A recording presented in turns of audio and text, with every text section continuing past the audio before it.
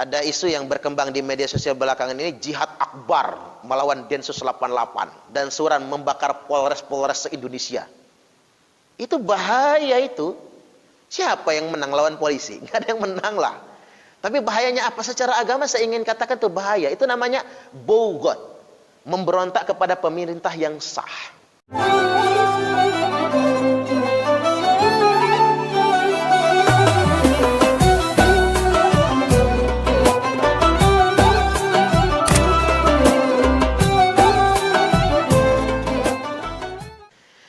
Densus 88 itu nggak sembarang menangkap orang.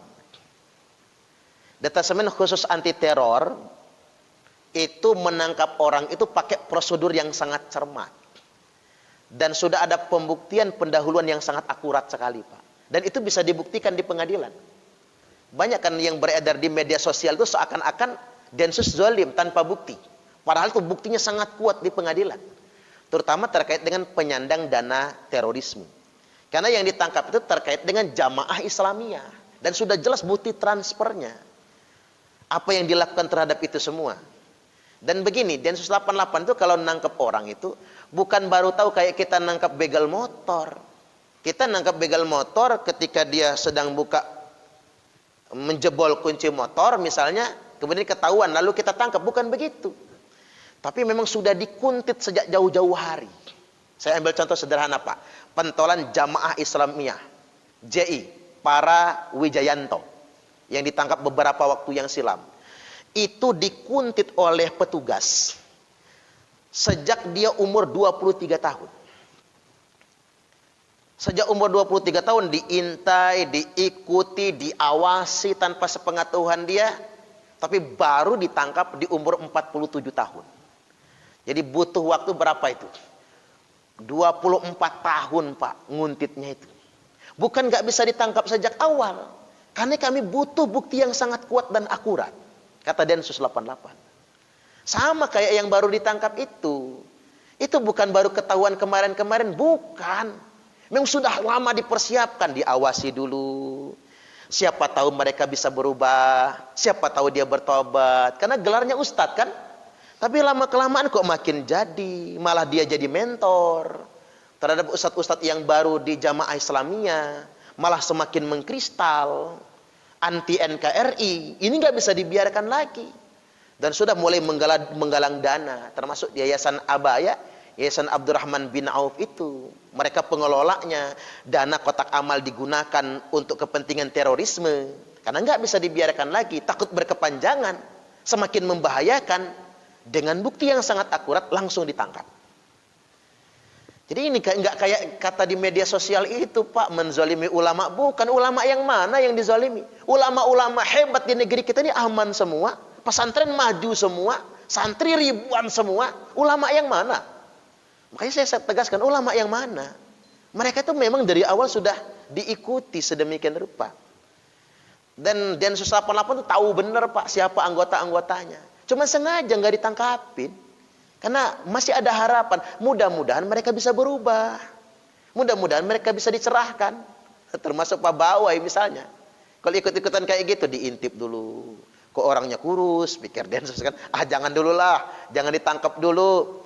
Dikasih wawasan, diajak ngobrol dulu. Betul, Pak. Dicarikan ustadz, biar berdiskusi sama dia. Segitunya. Nggak sembarangan Densus 88 itu menangkap. Orang main fitnah saja, kayak kemarin muncul fitnah. Densus 88 mencederai kehormatan muslimah. Masuk ke kamar santri, santrinya belum pakai baju katanya, Pak. Itu kan narasi. Dan bahkan ngomong di televisi kan, diwawancara. Santri-santri masuk kamar-kamar santri. Syukurnya, Pak, Densus 88 punya videonya waktu penggeledahan. Sopan banget, mohon izin ya, Bu. Kami melaksanakan perintah undang-undang. Ini surat perintahnya. Kami akan menggeledah. Dan sama sekali tidak masuk kamar santri. Tuh, coba kalau nggak ada videonya, Pak. Se-Indonesia orang akan mencaci maki Densus 88. Untung videonya siap semua. Itu namanya fitnah. Jadi teroris itu fitnah sekalipun mereka halalkan. Demi kepentingan mereka semua. Karena memang mereka tuh anti NKRI. Anti Pancasila. Yang mereka inginkan tuh daulah Islam, negara Islam. Yang nggak sejalan sama pemikiran mereka ya kafir semua. Dan ada satu yang menarik ini Pak. Apa yang menarik? Ada sisi humanis yang tidak diketahui oleh masyarakat Indonesia. Semua keluarga teroris, narapidana teroris, napiter, yang ditangkap Densus, yang kemudian dipenjara, semua keluarganya itu dijamin hidupnya Pak, ditanggung oleh Densus 88. Dikirim beras, dikirim duit, kalau sakit diobati, kalau mereka pengen nengok suaminya diongkosi. Makanya kalau kata petugas-petugas Densus itu, kami sangat akrab dengan keluarga-keluarga teroris itu. Makanya narapidana lain itu cemburu Pak. Pelaku kriminal yang lain cemburu. Coba kalau ditangkap jadi garong, nggak ada yang mau ngasih makan empan anak bininya, jadi begal yang lainnya. Tapi kalau narapidana teroris itu dikasih makan, kemudian diantar beras, anaknya sekolah dibayarin. Ini mengapa nggak diekspos? Takut yang lain cemburu sebetulnya. Enak betul, makanya kata saya, oh enak jadi teroris ya ternyata. Walaupun masuk penjara dikasih makan. Kalau nggak percaya, tanyalah keluarga-keluarga teroris itu. Ada berapa yang ditangkap di Lampung ini datengin keluarganya? Benar tidak? Kalau Densus 88 sering datang, bawa beras, bawa duit, bawa apa-apa. Menengok keluarganya di penjara, diongkosin, difasilitasi. Pengen tidur di hotel, disewakan hotel. Saya tanya, kok begitunya ya sama mereka? Iya Ustadz, karena sebetulnya teroris itu bukan orang jahat. Tapi otaknya sudah dicuci gitu. Akhirnya mereka begitu. Dengan cara begitu kita membujuk mereka. Bahwasanya kita ini saudara, jangan mengkafirkan kami lagi. Yuk berubah. Ayo kita bangun negara kita. Tapi bukan dengan cara kekerasan. Bukan dengan cara mengkafir-kafirkan orang. Nah nanti Pak narapidana itu yang sudah keluar dari penjara, itu dimodali.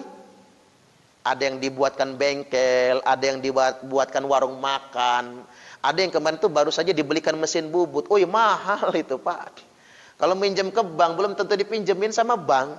Nah ini yang tidak diketahui masyarakat. Cuman bisa mencaci saja. Makanya kadang saya kasihan sama petugas Densus itu. Kadang mereka kurang tidur. Ada yang besok ini mau akad Pak. Malam ini diperintahkan komandannya untuk melakukan penangkapan. Hampir gagal akad nikah. Gara-gara perintah pimpinan. Dan taruhan mereka tuh nyawa loh. Banyak keluarga-keluarga mereka tuh yang jadi sasaran balas dendam. Banyak sekali. Makanya mereka kadang-kadang merahasiakan identitas mereka. Ini yang tidak kita pahami. Saya maunya masyarakat Indonesia ini satu suara lah. Yuk kita dukung negara kita sendiri. Coba bapak-bapak bayangkan. Kalau kita ngedukung paham-paham radikal itu. Kalau mereka banyak di negeri kita ini. Apa jadinya negara kita? Kan bisa bubar negara kita ini. Baik, saya juga merespon. Ada isu yang berkembang di media sosial belakangan ini, jihad akbar melawan Densus 88 dan suran membakar polres-polres se-Indonesia. Itu bahaya itu. Siapa yang menang lawan polisi? Nggak ada yang menang lah. Tapi bahayanya apa? Secara agama saya ingin katakan itu bahaya. Itu namanya bogot, memberontak kepada pemerintah yang sah. Maka dalam keterangan hadis Nabi disebutnya man khola'a yadan min ta'atin.